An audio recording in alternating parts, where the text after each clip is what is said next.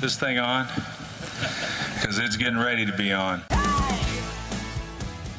Hello, everybody. Welcome to the podcast. My name is Greg Kukulki. Your guest name today is Christina Orsi.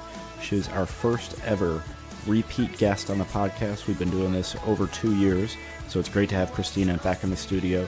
The reason why she came back, she has super exciting news about the University at Buffalo and their new Innovation Hub, which is helping connect the research that's being done at UB out to the commercial world.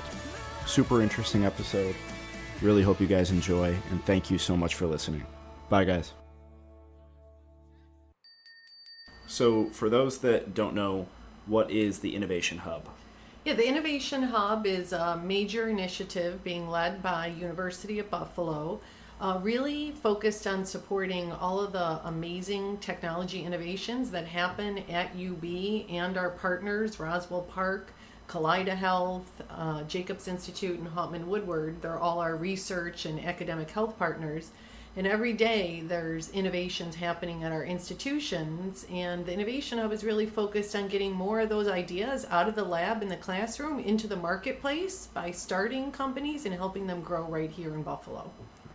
So how does this then change how, or does it change how a company interacts with UB? Say, you know, a company from outside of the region comes in, is that process the same? And it's just for ideas that are kind of being generated out of Buffalo? Well, certainly UB still partners with companies, around the world and can help them on their own technology development and do collaborative research and development. But the Innovation Hub is really specifically focused on taking those innovations that are created at our institutions and putting the infrastructure and support around those to enable them to get to market right here in Buffalo.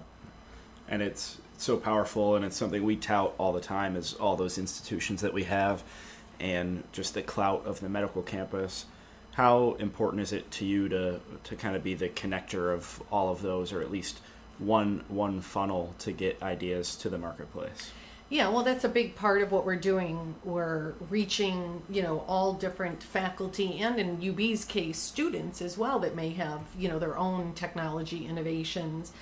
So a lot of the focus is in letting them know that, hey, if you have a novel technology, innovative idea for a new product or service, there's support here to help you commercialize that. And the support includes everything now, and really the Innovation Hub has enabled us to provide a comprehensive suite of services from putting the right business and advisory expertise around the innovators to providing incubation support in facilities that can ultimately house the startups and to be able to actually invest in them through a new investment fund. Right. So I want to get into kind of each of those three prongs, but first I think it might help to frame the conversation. Can you give us an anecdote of a company that either, an example company X or an actual company that has started to leverage the Innovation Hub? Sure. So one of our faculty members in our medical school has developed a new non-addictive pain medication. Obviously, we all know the crisis right now with addictive pain medications. So he believes that he's developed a new method to be able to treat acute pain post-surgery in a non-addictive way. And so he has just recently applied to the new Innovation Hub Proof of Concept funds, was a successful applicant, and we're now funding some of his early studies so he can continue to demonstrate that his technology will actually work in animal models to start with. Obviously, if that's successful, then we help. He has started a company called Chanovix. We've also found an entrepreneur in residence that's experienced in bringing those type of drugs to the market to help provide advice and expertise to him. And so with the funding and the right expertise, if the trials that he's doing continue to go well and show success, then we'll help him ultimately raise funds and continue moving that to the market. Right. And a lot of times resources for startup companies, they kind of run the gamut of how mature a company is, but this seems really early stage, from the very earliest of a germ of an idea. Absolutely. Why do you think that's so important to have support at that early point? Yeah, because honestly, if you don't have the support, not enough of that research will ever translate into anything commercial. And unfortunately, that has been historically what's happened at universities, across the country, that there's tremendous innovations and research activity, but without the right support to commercialize those, not enough ever make it to the marketplace. And so again, that's really what the Innovation Hub is about, bringing the right expertise, the right financial investment and services to put around the commercialization of those technologies.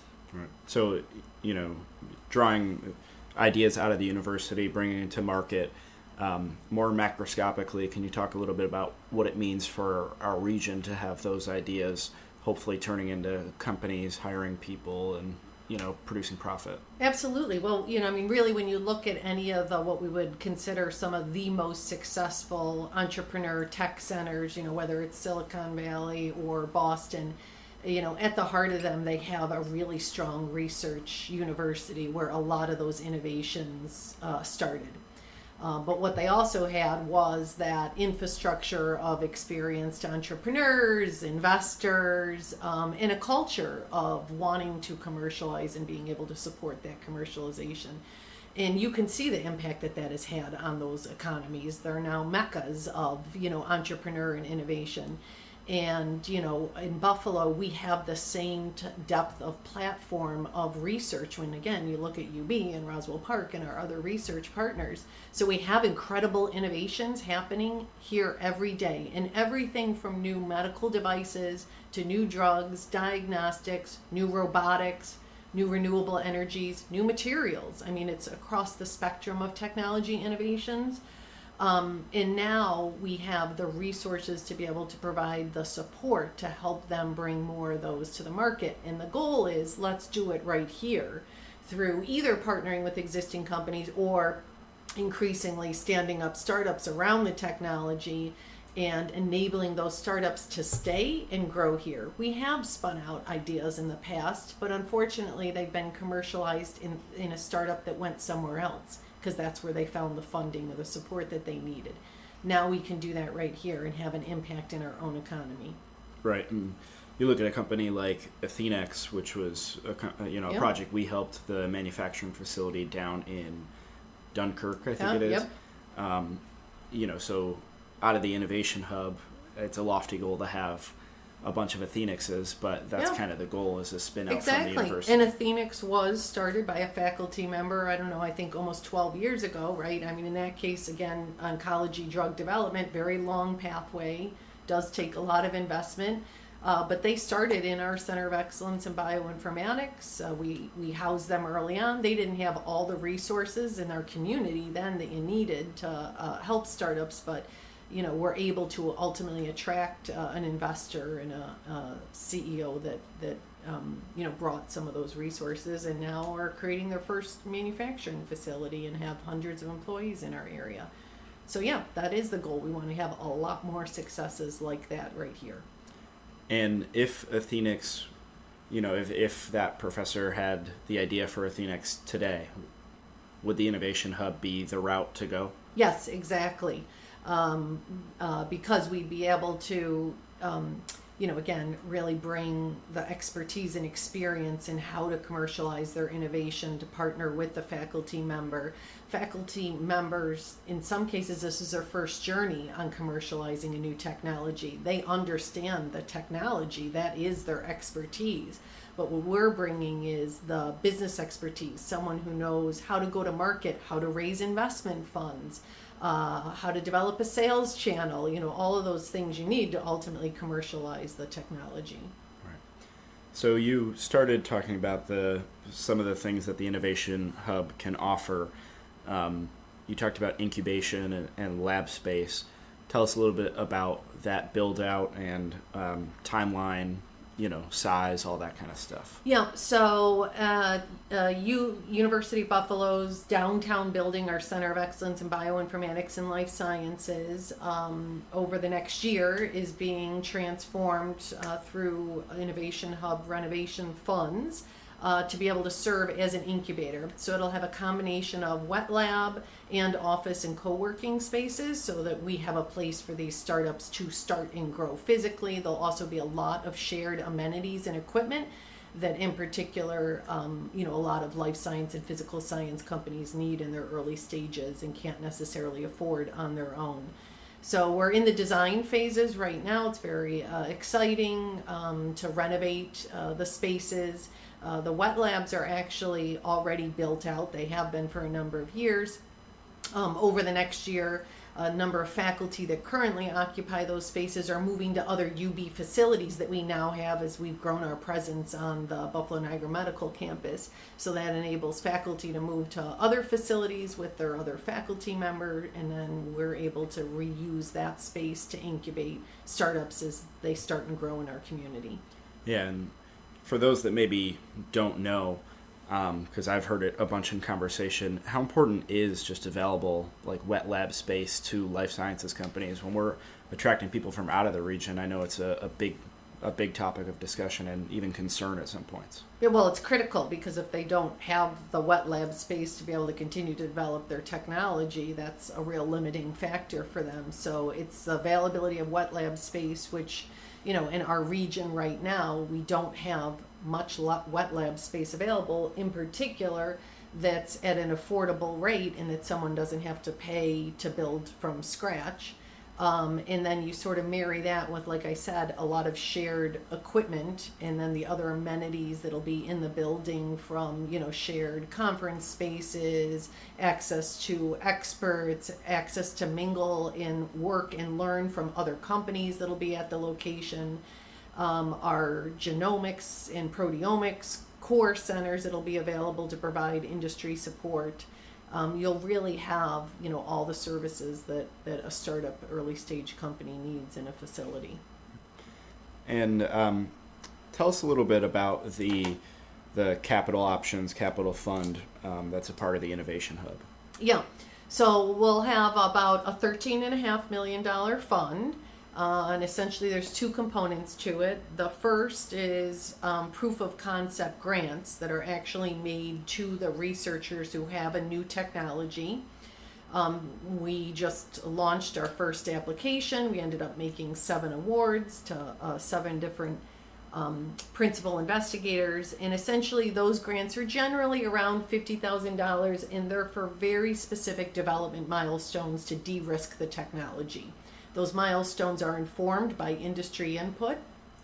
So in the case that I was talking about earlier with the non-addictive pain medication, they got a proof of concept award, and part of what that's paying for is actually doing testing in mice to see how long the drug intervention lasts after injection, on relieving the pain. So that's a critical kind of next step to demonstrate the proof of concept in his innovation.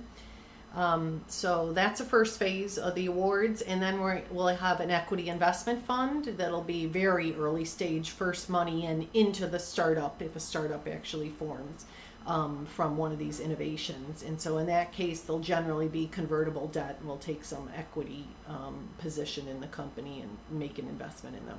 Right.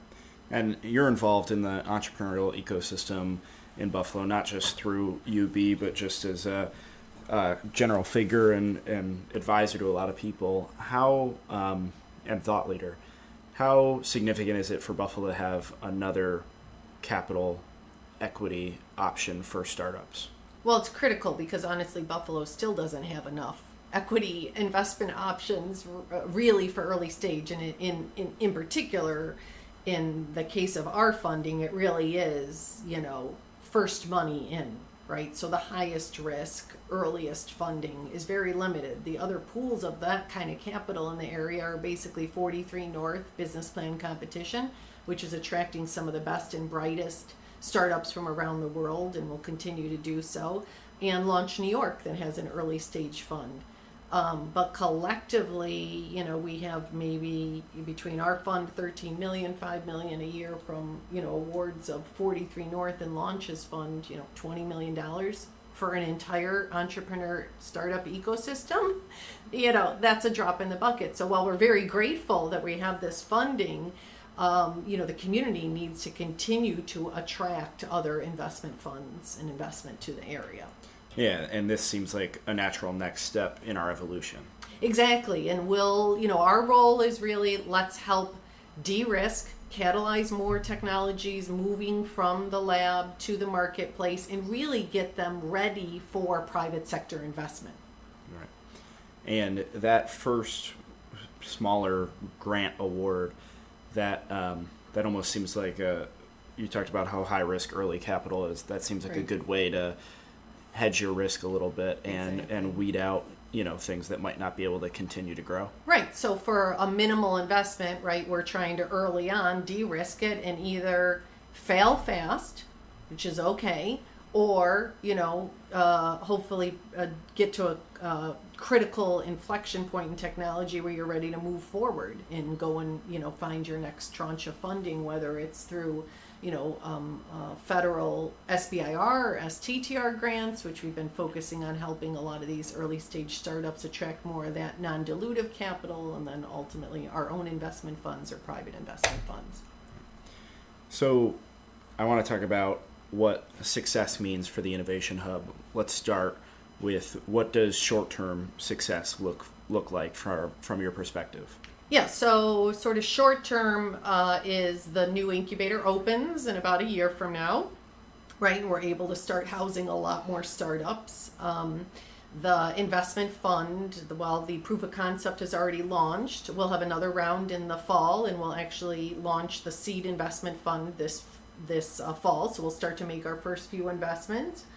In success in the nearer term looks like we attract a portfolio of experienced entrepreneurs and taking ideas from the lab to the market to work with our faculty to start moving these innovations forward. That's sort of our near term next year, what we're focusing on, while we also continue to catalyze more faculty and student engagement in this activity, who have ideas and just need the support and the services. Right. Longer term, it looks like, we have hundreds of spin-outs from UB, Roswell. We're a real engine for innovation and new technology development through startups in our community, and they're going on to ultimately raise private investment, create jobs in our community.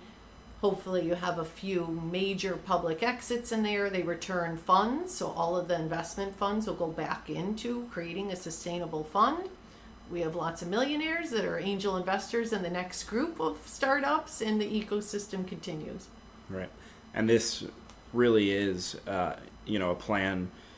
There are short-term goals and milestones that you can hit, but a lot of these things, and this is something I've talked with some of the recent guests, is you'll see the difference 5 years from now, Absolutely. Not 5 months. 5 or 10 years from now, in particular, because our portfolio is a lot of physical sciences and life sciences. Certainly there's some software in there that can have a shorter term trajectory, but the reality of the research and innovations that we're doing, they're probably more on the 7 to 10 years. So this is a long-term investment in our community, but only if we make these investments are we truly going to have a thriving innovation economy.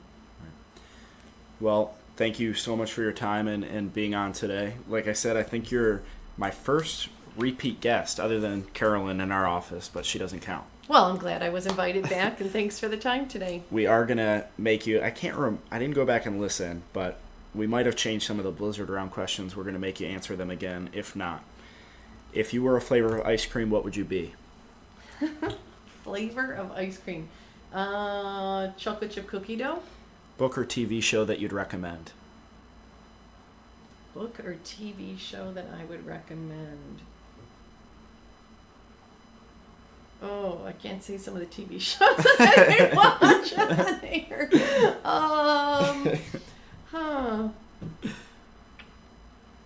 Well, Game of Thrones, but, it's over now. That's a good one, though. Yeah. Alan in our office is watching that right now, so he gives me updates every so often, and I try not to spoil anything for him.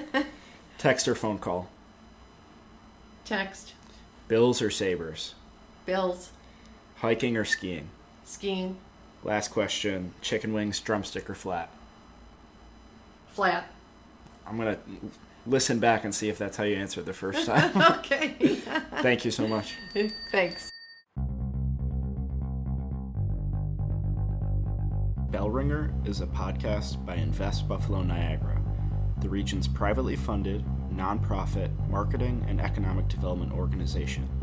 Please rate this podcast, follow our social media channels, and read our blog at buffaloniagara.org for the best of Buffalo Niagara.